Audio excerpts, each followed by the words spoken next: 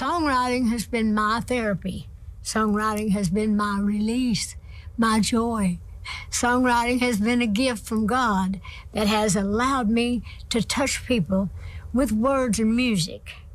So thank you, God, and thank you, fans around the world, and everyone at ACM's for giving me this very special award. Heard again after Dolly's death, that thank you feels like a circle closing. Yet the very next moment takes us to a grief she was not ready to turn into a song. My husband passed away 3 months ago. I know, but when you ask me if there's stuff that I've started, haven't finished, several things I've wanted to start, but I can't do it. I will later, but I'm just coming up with such wonderful, beautiful, ideas. Right. But I think I won't finish it. I can't do it right now because I got so many other things and I can't afford the luxury of getting that emotion right. That vulnerability makes her later health message even more memorable. Knowing the fans were worried, Dolly called the camera over and looked straight into the lens. Well, today's October the 8th, and obviously I'm here doing some commercials for the Grand Ole Opry, which is why I'm dressed kind of like a country western girl. But before I got started, I wanted to say, I know lately everybody thinks that I am sicker than I am. Do I look sick to you? I'm working hard here.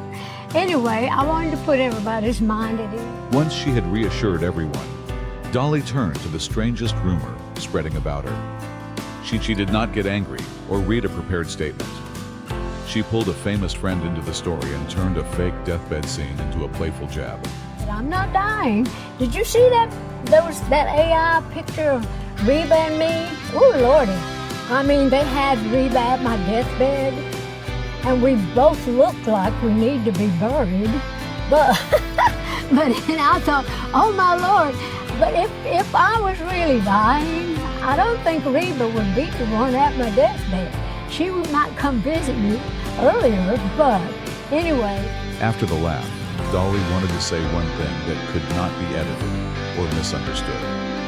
It hurts differently now because it carries the same stubborn spirit that kept her working, creating, and speaking to fans until the final stretch.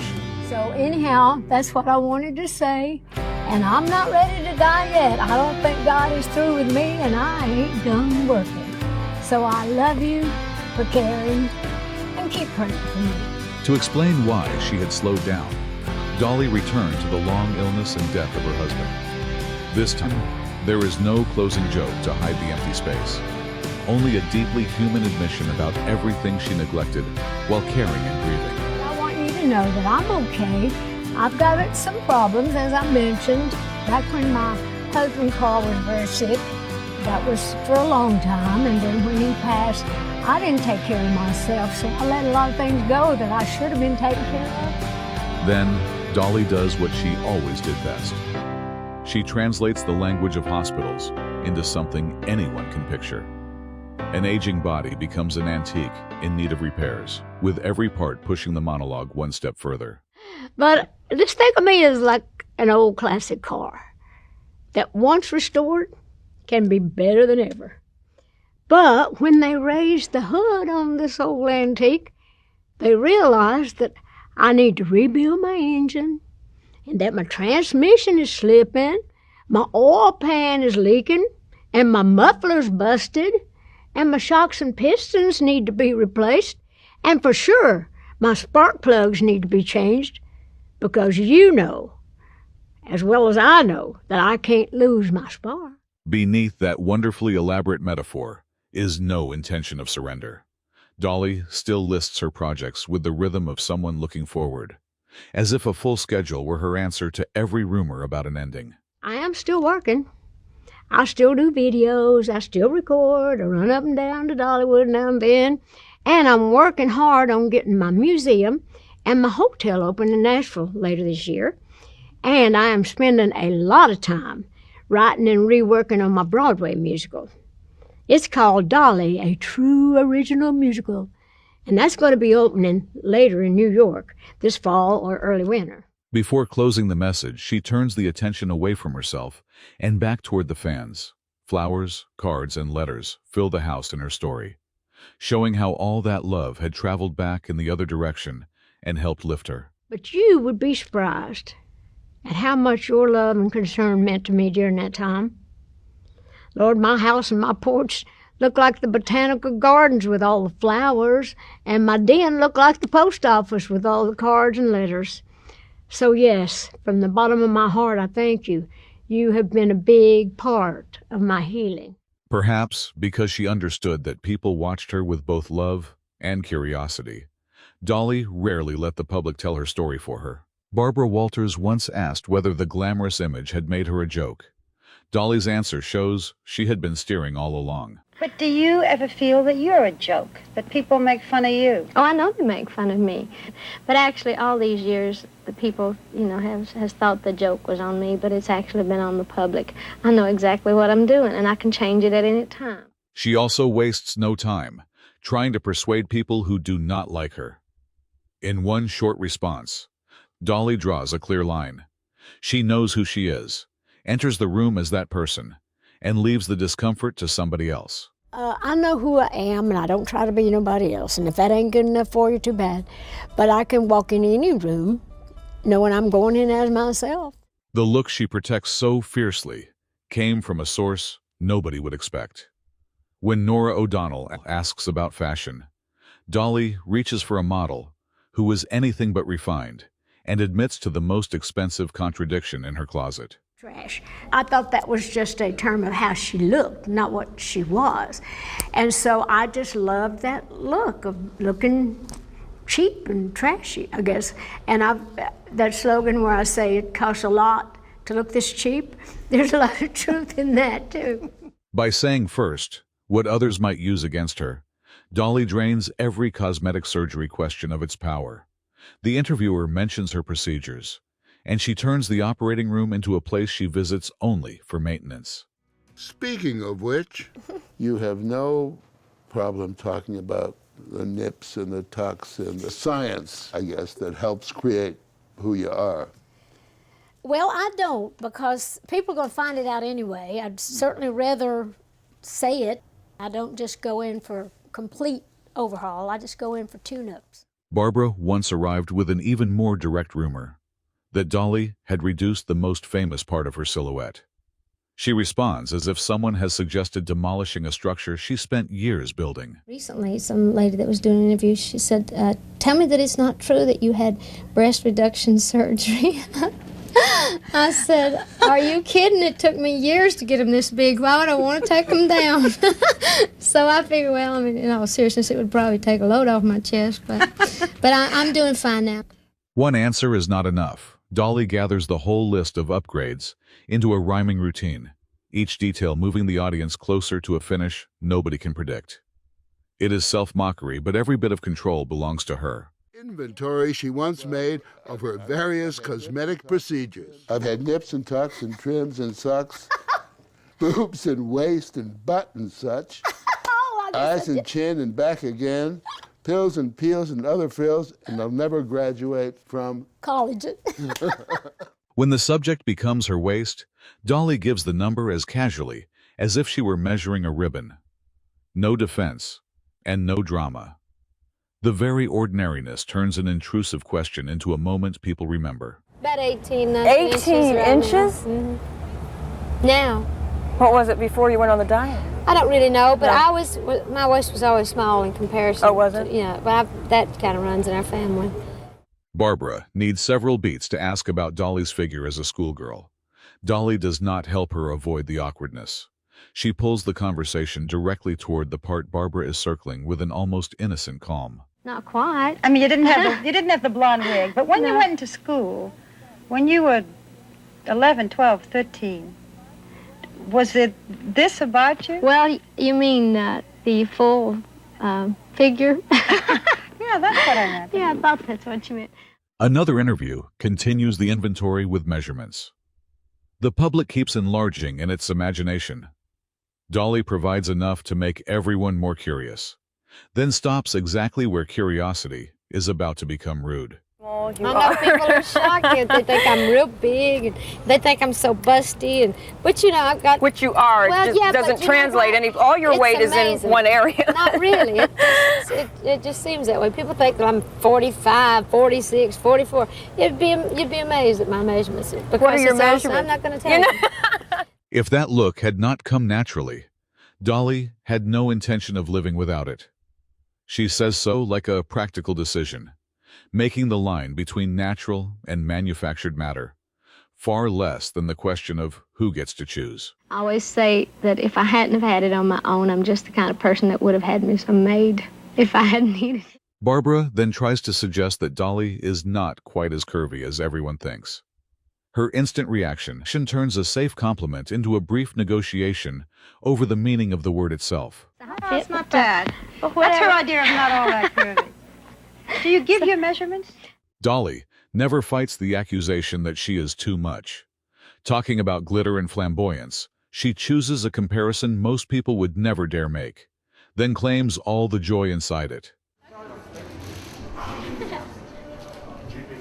If I hadn't been born a woman, I'd have been a drag queen because I love all the glitter and the glare and the flamboyance. And, you know, I know how the drag queens love to get it all on. And I love, even as a woman, I look like a drag queen as a woman.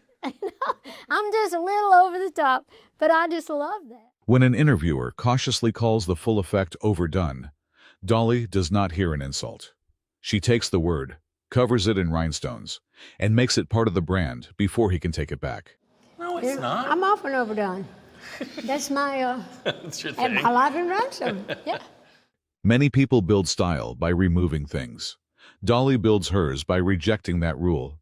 Gayle King asks whether she ever wants to tone it down, and Dolly rewrites a familiar saying as if it had been printed wrong from the beginning. You never think it's too much. No, you know, when they used to always say that, you know, less is more, I was the one that originally said, no, less is less, more is more, and more is good.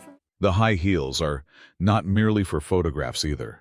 Asked how she can walk in them, Dolly begins with one perfectly short answer before revealing the practical engineering behind the impossible-looking effect. Did you just say that? I think it says in the book that you're I'm joking. But, I mean, anybody that says, how do you walk in those shoes? I said, very carefully and very often. But I usually have my shoes made, and they do measure your foot, and they build the arch and stuff to where if you're going to be on your feet all the time like me, because I'm not going to be without my high heels. Even age cannot escape that storehouse of self-mockery. Dolly talks about changing skin with a comfort that makes one thing clear. She does not deny time. She simply refuses to let it steal the joke. I often make jokes of them and say, I am comfortable in my own skin no matter how far I've stretched it at times. But I am. Dr. Oz once asked whether she was always as happy as she looked.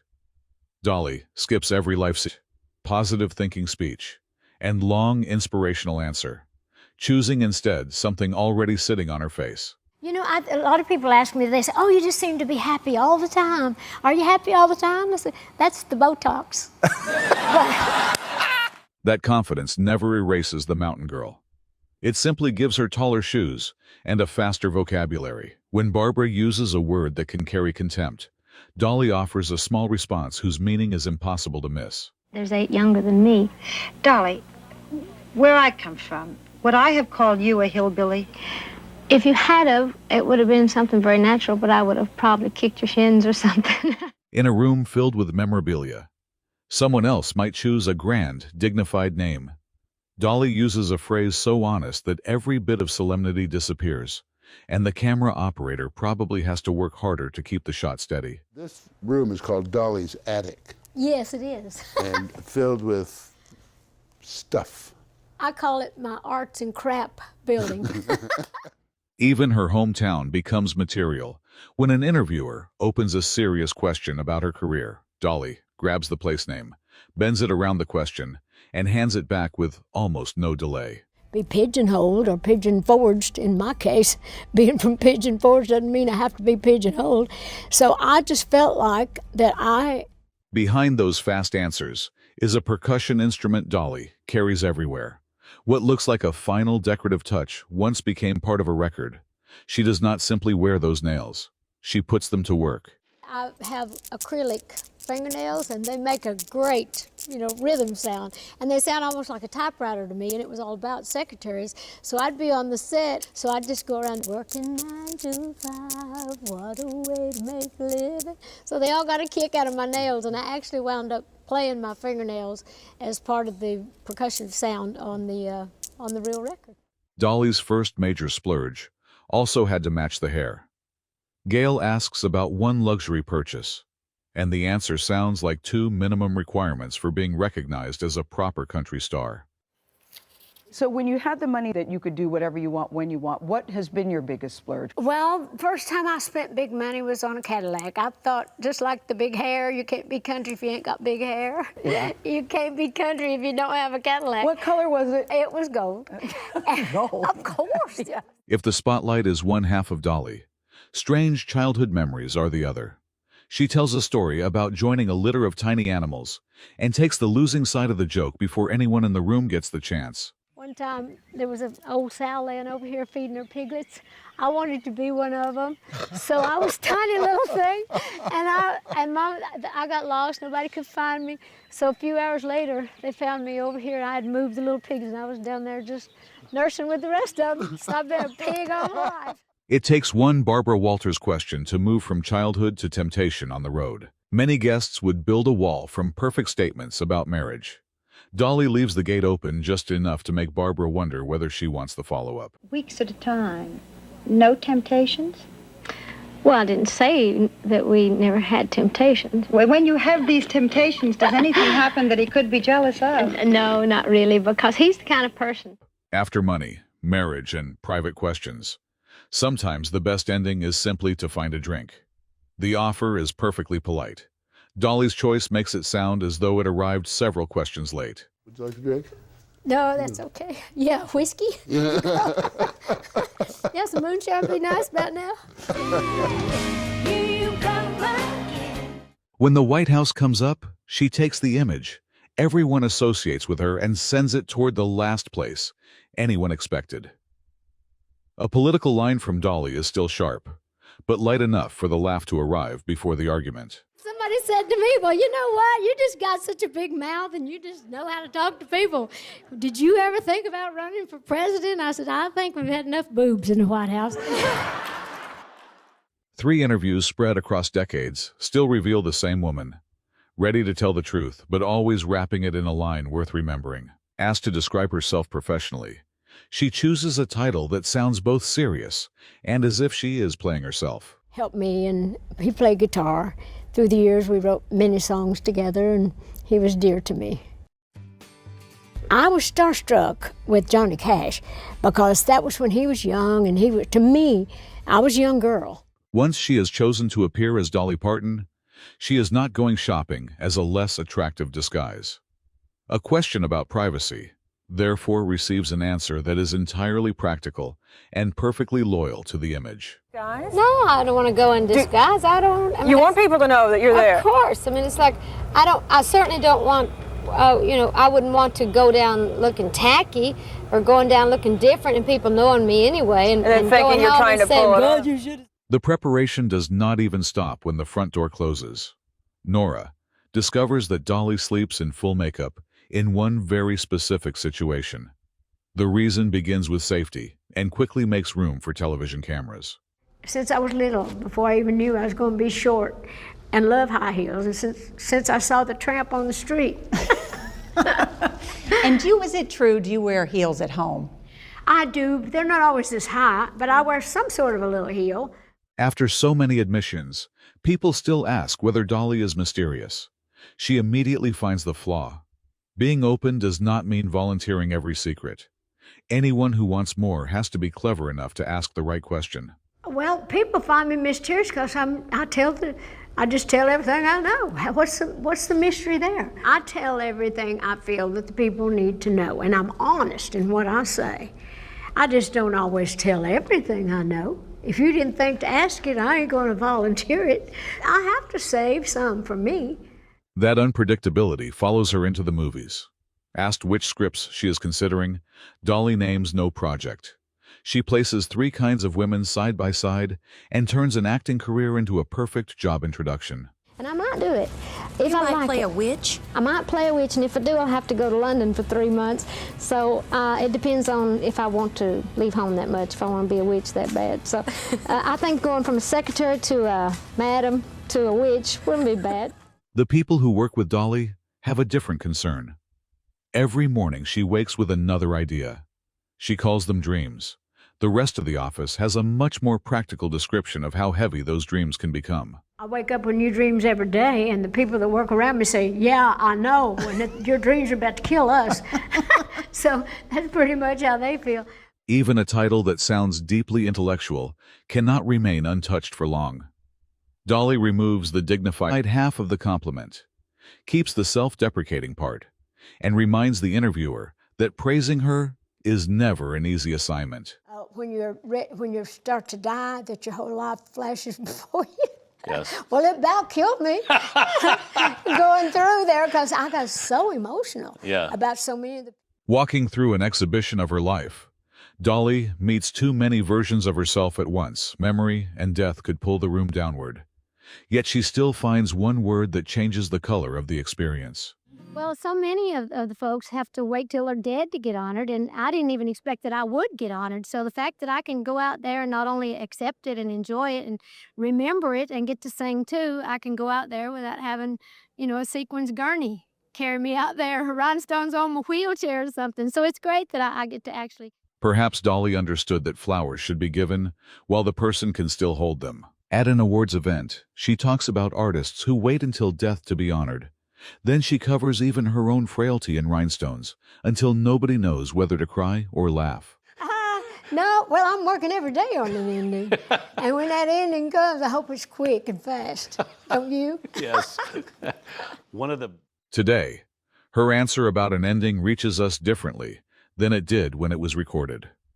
Dolly refuses to let the conversation sink. She brings it down to one simple wish, delivered with a calm that leaves the interviewer no room to argue. Well, I don't think about my life in terms of superstar. I'm just working girl. I always say, and it's the truth, that I am a workhorse that looks like a show horse. But I got to keep it all up, and I enjoy all of it. I love getting to dress up, doing all these things, and at Dollywood. Then, she returns to what she always did, work. Dolly fits her whole contradiction into the image of a laboring animal dressed for a parade. Funny enough to remember, true enough to show that rhinestones never hid the endurance underneath. And people say, well, how come you don't seem to get old? I said, because I ain't got time to get old. I ain't got time to dwell on that. That's not what I'm thinking about. I think. People ask why Dolly never seems to grow old. She answers as if age were merely an appointment her work calendar cannot fit. Heard now, the laugh is followed by a small but warm pocket of silence. Who's 60? I'm not 60. I said I'm 60. I didn't say 60. S-E-X-T-Y. When the number 60 appears, Dolly hears another word hidden inside it. One change in spelling turns a solemn milestone into a mischievous flirtation audiences can repeat for decades. Like jewelry, right? You They do. In fact, they took so many of my stones out, they put them on a little thing. They look like a piece of art, and I had them framed. You have them at home? Yeah. One room of memorabilia is not enough. Dolly also owns a personal collection that completely surprises Dr. Oz. She describes displaying the stones once removed from her body, and personal art suddenly becomes far more literal.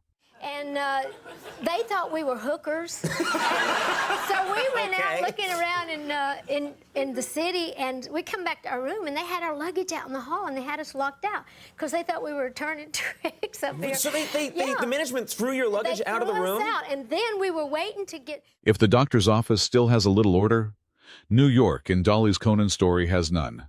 Her first trip begins with a hotel completely misreading how she and a friend look. By the time they return, their luggage has received the notice. Hey, man, give her the little footstool. Yeah, I need some. Johnny. Oh, yeah, here, let me give you that. We have a little... Oh, you mean you have I press this, now watch what happens. Is that all for me because I How's have that? short legs? How's that? You know, if a wind comes up, you're going to flog yourself to death. Well, let's just hope we don't. That's very pretty. From a hotel hallway to Johnny Carson's chair, One stubborn footrest gives the entire studio something to enjoy. Johnny tries to help, and Dolly instantly notices that the device seems to be commenting on her height. So I didn't know how to get him off me, so I just pulled my gun out and I just said, if you touch me one more time, I'm going to shoot you. And so he backed off. Well, actually, he did laugh, and my friend Judy started laughing because she thought it was the funniest thing she'd ever seen, and so then he thought it was a joke. A small frame never means Dolly needs anyone to protect her. Back in New York, she describes a man who refuses to step away and the object she pulls from her purse. What startles Conan is that the man still believes she is joking. I'm a little out of breath because I ran from backstage and then came on and then... Yeah, that's all right. You'd think I'd have enough wind stored up, wouldn't you? Yes, you could air condition this whole place. Johnny once teases that Dolly ought to have plenty of air stored up after rushing onto the stage. He has barely tossed the ball before she sends it back bigger and more accurate. Johnny is still laughing when the room gets an entirely new picture. They even used that line in 9 to 5 when I said I'll turn you from a rooster to a hen with one shot. Yeah. So, That was from you. Well, I think they based it. The object from that New York story later finds its way into a movie line. When Dolly repeats it to Conan, sweetness and warning stand side by side in a way only she can manage. You laugh, but you know the other person should stop. Agreed to do the movie. I learned the whole script by heart, my part and their part, because I didn't really know. So I knew everybody's lines, and so I could, I felt a little silly when I found out that you didn't have to know except maybe Just 6 or 7 lines a day. Then they stop and go back and do it again. But it worked out real good. Entering the movies, Dolly studies so seriously that she learns everyone else's lines too. It sounds wonderfully diligent until she reaches the set and discovers nobody expects that much in one day. Over-preparation becomes a wonderfully human memory. He said, because I know that to your fans, you may be some sort of an idol, but to the pigeons, you're just another outhouse. So that kind of keeps it grounded for you. That's nice. They let you know. Her family has its own way of keeping every victory from floating too high. When her hometown raises a statue of Dolly, her father views the honor from a practical angle. His line follows her for years and shows that her self-mockery did not appear from nowhere. People always say, well, that's Whitney's song. I said, you got that right. And other people they kind of said, no, that's Dolly Parton's song. I said, look, she can have the credit. I just want the cash. Yeah. And I made plenty of it, all over Whitney. When it comes to money, Dolly never pretends a famous song should be measured only in praise. Gail mentions another singer making it her signature, and Dolly cheerfully gives away the glory while holding on to one extremely practical priority. Well, they are heavy. That's why I do so many Led Zeppelin songs. Led balloons, get it? That practicality helps whenever the tabloids return to her body. Conan mentions the weight, and Dolly connects it to a rock band so quickly there is almost no space between setup and hit. The punchline arrives before he can arrange his face. They are heavy, but to be honest, if they get too heavy, I got some bongo stands. I just go rest. Dolly does not let the first laugh cool.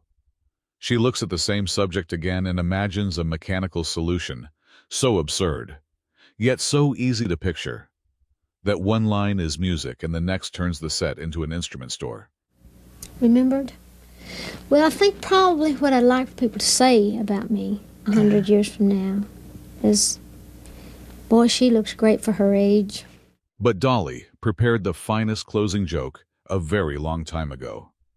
Barbara asks how she would like to be remembered a century later, a question that now carries a weight the room could not know. Dolly chooses no title. She takes the future back to the familiar mirror. And yes, Dolly still looks wonderful in our memory, not only because of the high hair, tiny waist, rhinestones, or jokes she always told first. Fans will remember how she could stand inside grief and still offer thanks, face a rumor and still create laughter, then turn a difficult question into something warm. Her message about music at the beginning now feels like a circle closing.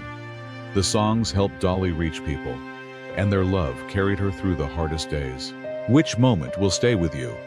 Tell us in the comments. And like and subscribe to Clip Fame as we preserve more moments that could never be recreated. Dolly, may have left the stage, but her stories are still here.